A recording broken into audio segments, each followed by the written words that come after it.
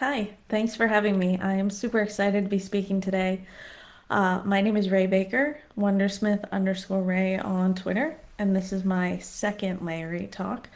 Layer has a special place in my heart because it is where I started in OSINT. I I went to a Layer conference about 2 years ago, and then I spoke at the next year, and now this is the following year. My talk today is Illuminating Maritime Supply Chain Threats, a Suez Canal Post-Mortem. So what I plan to do is run through a timeline of events surrounding the Ever Given incident in the Suez Canal,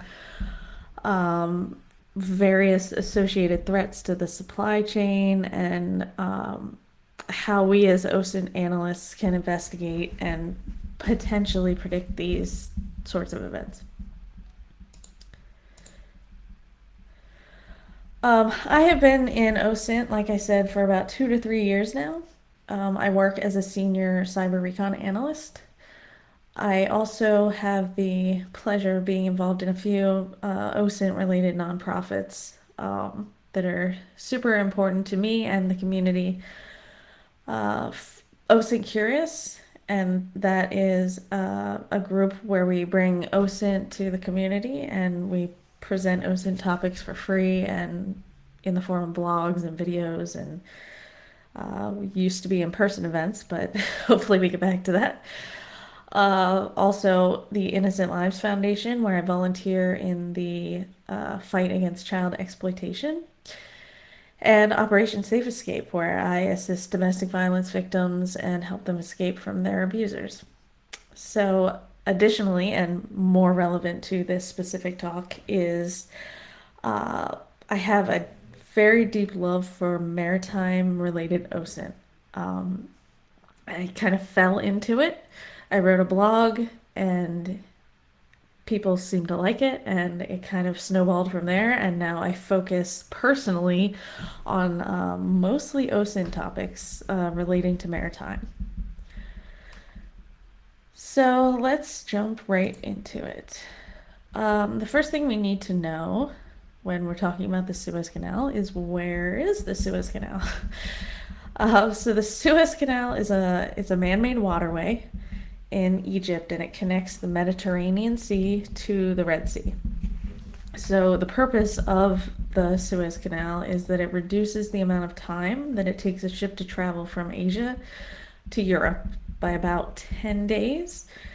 So it's a really important route for moving goods because about 12% of the world's trade passes through the canal each year. So if it had to take that extra 10 days and go around Asia, or yeah, around Africa, it would cost a lot more money. Additionally, passing through the canal costs the ship owners hundreds of thousands of dollars in tolls. So that's really good for the local economy. So the Suez Canal is pretty important for both trade and the local economy. So there are some OSINT sources that we are able to use when we're looking into things like ports and waterways and vessels. And this talk is kind of a mix of maritime OSINT and a timeline. So I'm going to try and stick in some OSINT things here. So one of the things that you can do to get details about ports like the Suez, or the waterway like the Suez Canal, or ports, we can use things like marine traffic or vessel finder for things like live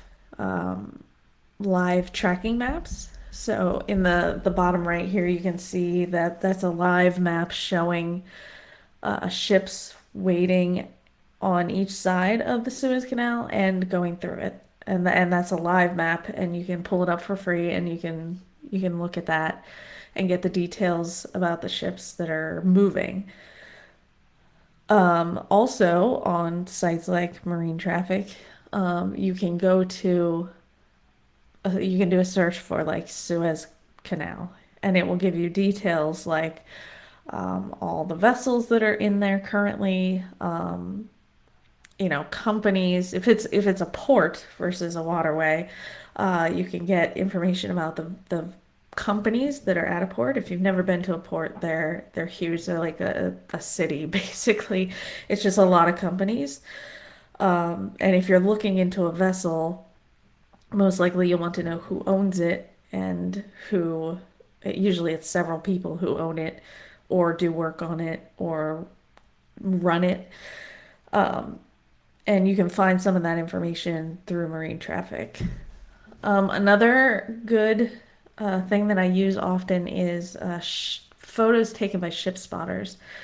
Um, so there are people who just really enjoy taking pictures of ships.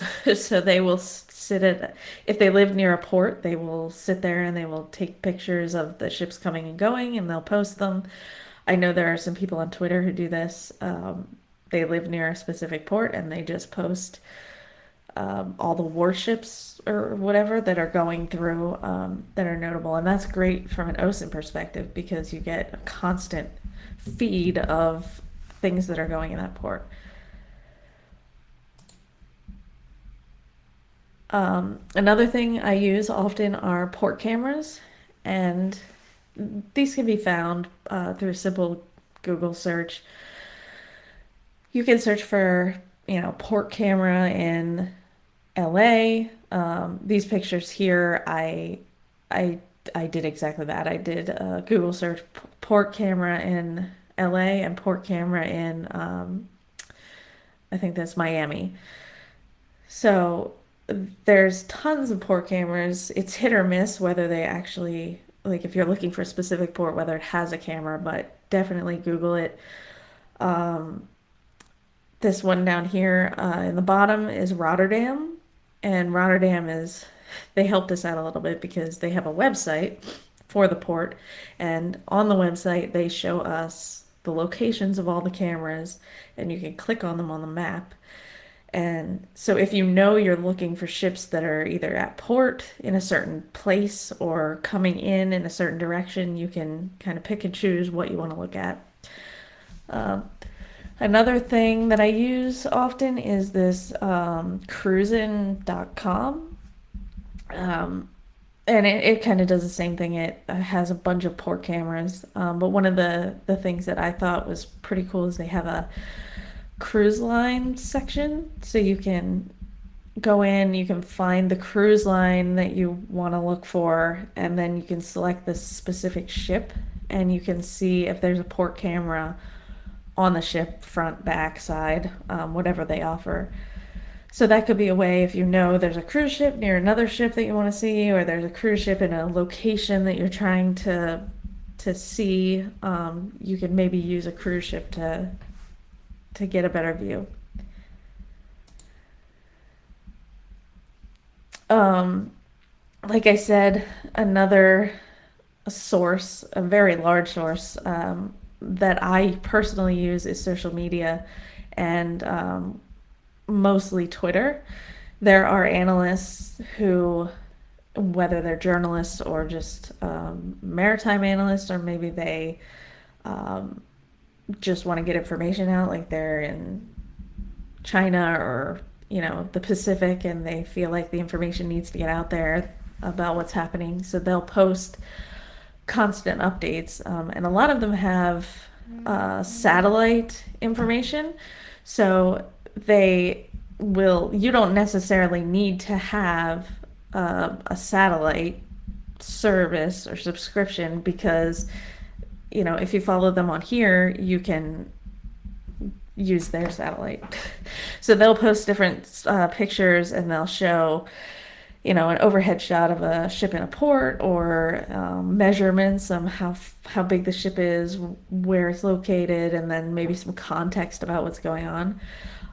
Definitely don't take it all at face value. Some people post things with their own personal context added that's not necessarily true. So you can use what you see as a guide to kind of dig deeper into what's happening. Um, so here's just a few examples of tracking the Queen Elizabeth, which was a huge, convoy of ships, the in the carrier strike group in the Pacific, and then just some satellite pictures of Chinese ships and U.S. ships, and one for illegal fishing. And then tanker trackers is another good one that if you're into like oil tracking, um, they give lots of updates and ship numbers and stuff like that.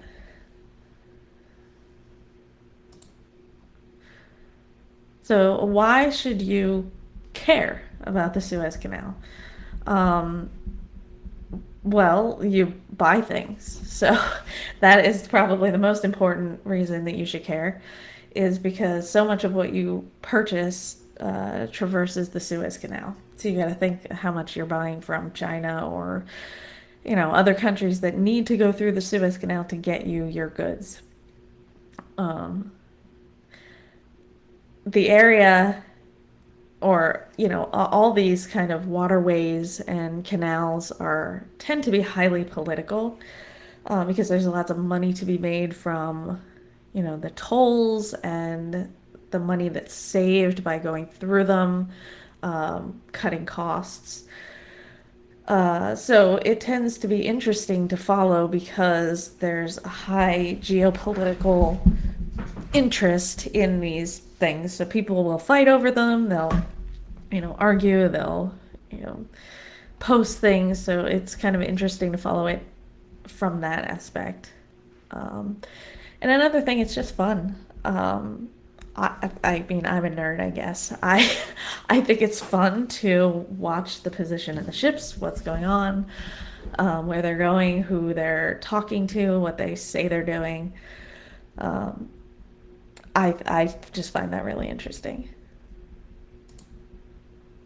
So now let's get into what happened in the 2021 Suez Canal event. So I'm sure I'll be surprised if you have not heard of this event because it was everywhere. But we're going to go through the timeline of the event. So first, the ship we're talking about is the Ever Given. It is a container ship chartered and operated by Evergreen Marine in Taiwan. It's one of the largest container ships in the world at 400 meters long and 219 tons. So it's pretty big going through the canal. It's actually roughly the same size as the Empire State Building. And it's 6 feet tall. It's about 218 Nicolas Cages stacked on top of each other. So when ships go through the canal, they are not piloted by their captains. They're piloted by canal pilots. So when they pull into the canal pilots get on the ship and they pilot it through the canal. So on March 23rd, 2 canal pilots board the Ever Given and they start traveling through the Suez Canal. And their destination is, well, the ship's destination is Rotterdam. So while they're going through the canal, it's not really a storm. I think there was just strong winds, but it pushed the Ever Given a little bit and it started turning sideways and it ran aground. So after trying unsuccessfully to get the ship unstuck, they call 7 tugboats in. And I think you can see a few on this screenshot from Marine Traffic. They were unsuccessful. They didn't have any luck pulling it out. I know that this picture is kind of hard to see what the ship looked like. So I have a zoomed in picture for you. So I hope that helps see what the Ever Given looked like. As the Ever Given continues to clog the canal, you can see the ships backing up on either side. We can again follow this on something like Vessel Finder or Marine Traffic to track this. And This becomes a problem because all these ships, they're on a schedule they have to get through, so they're all backed up on each side, and they don't know what to do.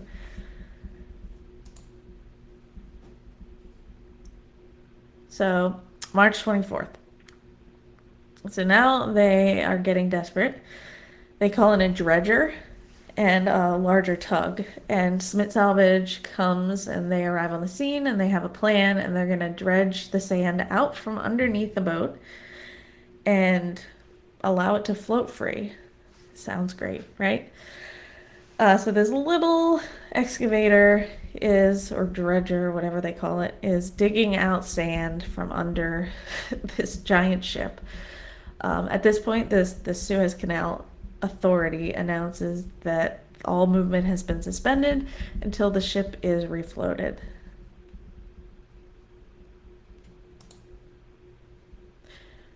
March 26th. Now, 237 ships are waiting to go through the canal.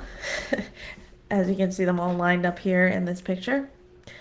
The rudder and propellers have been freed, but fleets of ships are starting to make the long journey, diverting around Africa through the Cape of Good Hope. Was diverting the best option? Going through the Cape of Good Hope adds several travel days and probably millions of dollars. Luckily, or interestingly, diverting was not really the trend among all the ships that were waiting, because of the financial strain to go or all the way around and add all those days. Even though armed guards on these ships, who normally go through that area, have slowed piracy, it's still a less desirable option in an emergency situation like this. And if they don't normally go around there, they wouldn't have armed guards on the vessel, so it could mean a loss of their cargo or even lives. So going around can be risky. You can track things like piracy. The Commercial Crime Services has this website where you can go on and it shows you these little flags of where piracy events have happened. So you can pick an area on the map and you can see they're color coded by like attempted attack, fired upon, hijacked. And if you click on them, it gives you more details about what has happened. So, this one, crew on board a drifting tanker noticed a mother vessel launching a skiff with 4 persons, which approached at a high speed, raised the alarm, increased speed, took evasive maneuvers. Skiff managed to come alongside. Boarding was avoided. So they give you a fair amount of detail about the event. So that can be interesting. Sometimes I just check it for fun, just to see what's kind of going on.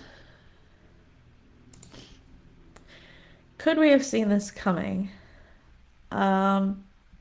So there are things like choke points, and the Suez Canal being one of them.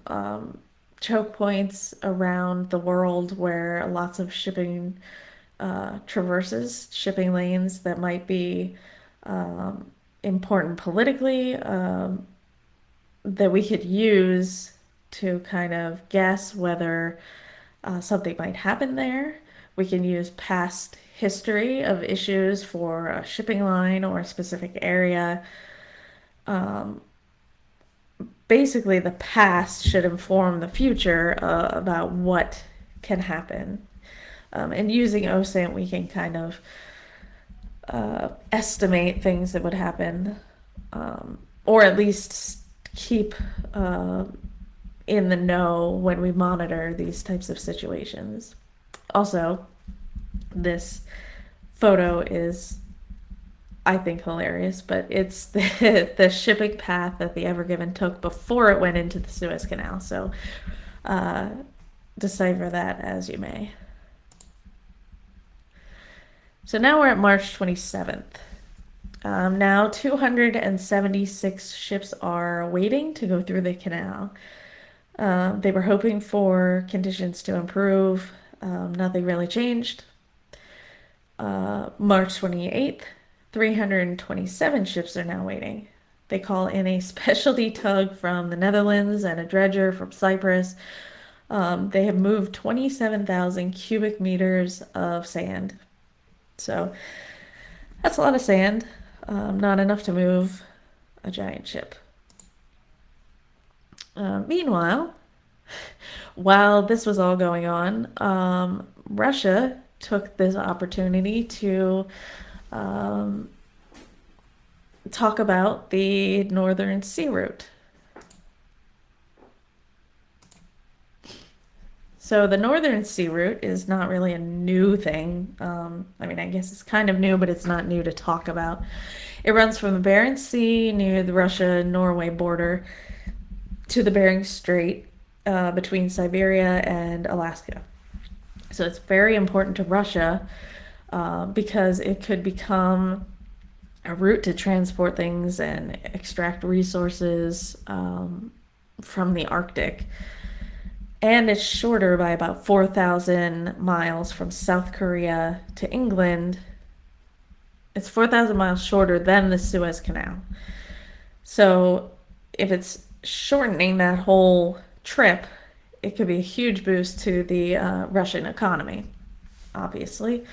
And in 2020, Putin released a document on how they plan to develop the Russian Arctic zone, is what they call it, including constructing ports and creating nuclear ice-breaking ships. There are some heavy environmental concerns with increased shipping in that area, like oil spills and pollution, because of all the ice and the wildlife.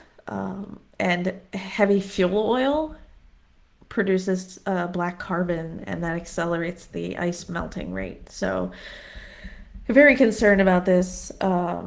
Russia is currently building things. I know they're working on ports, and I do monitor things that are happening around there.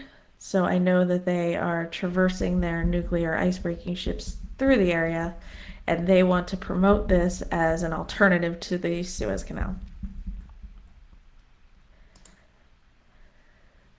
So now it's March 29th. There are 367 ships currently waiting to go through the Suez Canal. But the ship is now free. The ship is sent to Great Bitter Lake for inspection. So 37 ships go through the canal, but they say it should take about a week to clear all of them. So moving to March 30th, there are now less ships. 352 ships are waiting. So they are going through slowly, but it is thinning out. On April 1st, there are 259 ships waiting. Again, still going through until the ship owner declares general average. The law of general average is it's an old-time maritime law that says essentially that every company that has cargo on board has money invested in the ship cargo. They're legally responsible for the cargo, and they will split the cost to save the whole. So basically, they're all on the hook for some of the money to get the ship unstuck, which is a lot of money.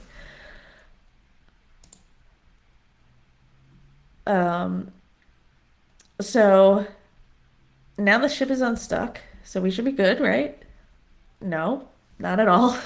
According to Lloyd's List's estimate, the waiting costs caused by the incident were about $9.6 billion per day. That's a lot.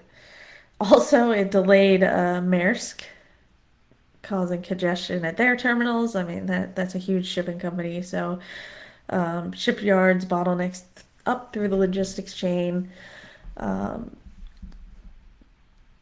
the 1 week blockage caused a loss in capacity, forced Maersk to play catch up.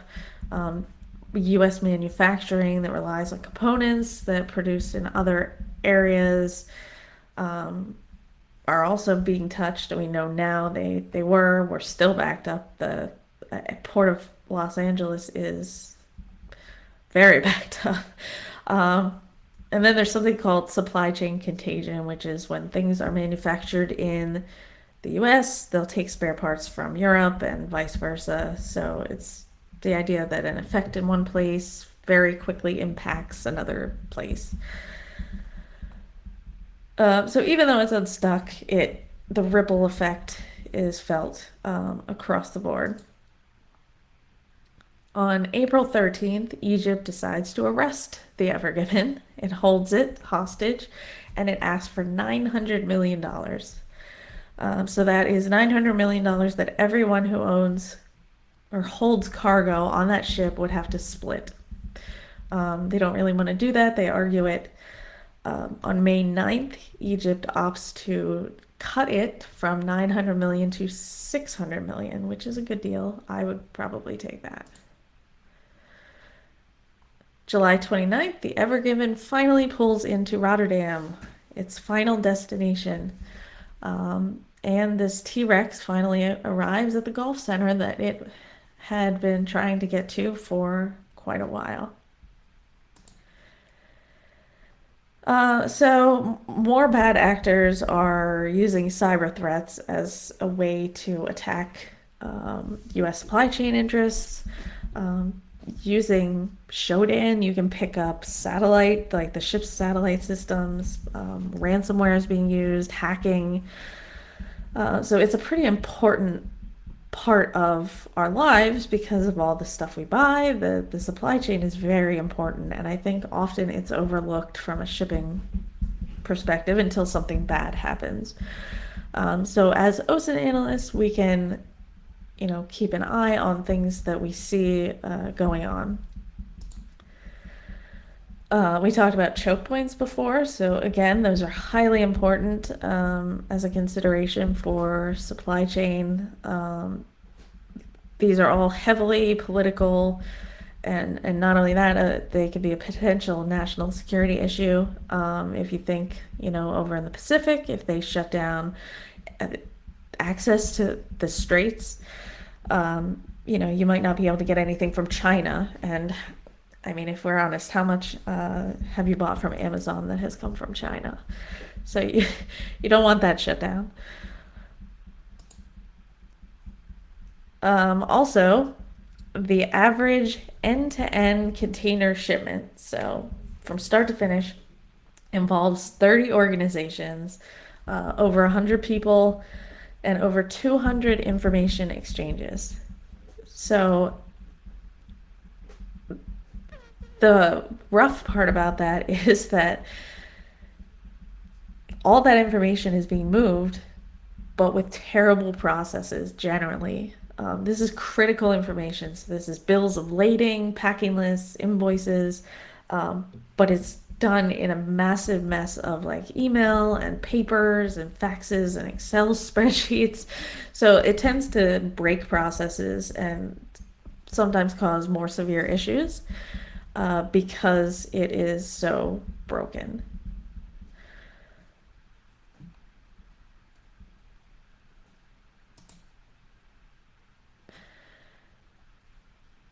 So how can we as OSINT analysts provide actionable intelligence that could prevent a container ship like the Ever Given from being in a similar fate?